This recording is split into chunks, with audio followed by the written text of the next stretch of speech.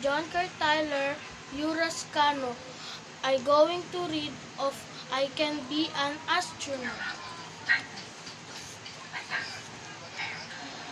Little Neil was a boy from Ohio, U.S. who always wanted to be a pilot. He took his first plane ride when he was 6 and he got his pilot's license before he could even drive a car. Wanting to learn all about planes, and Neil studied astronautical engineering at university and flew plane for a living.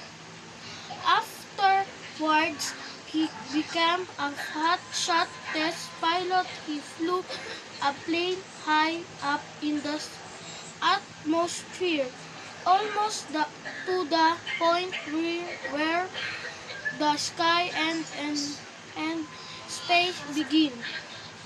One day, Neil heard that the government was looking for astronauts for its first human spaceflight mission.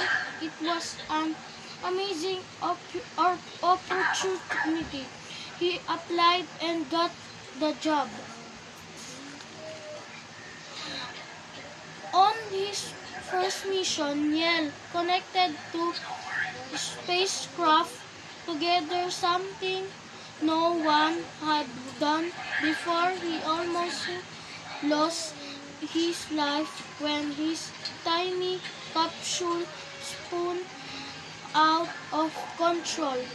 He had to make an emergency landing in the middle of the ocean.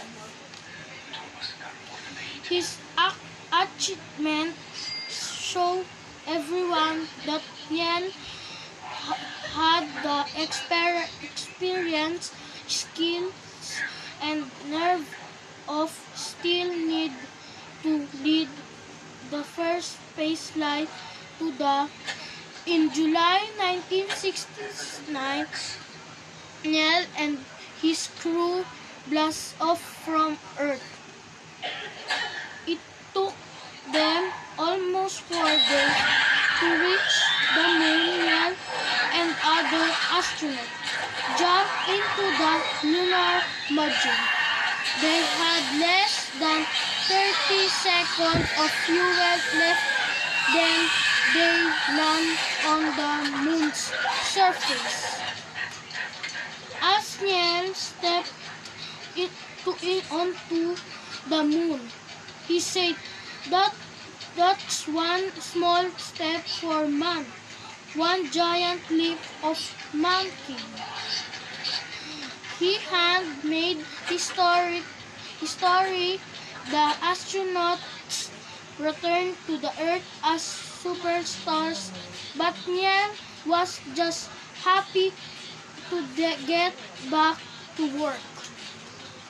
And today, Neil's footprints are still on the moon.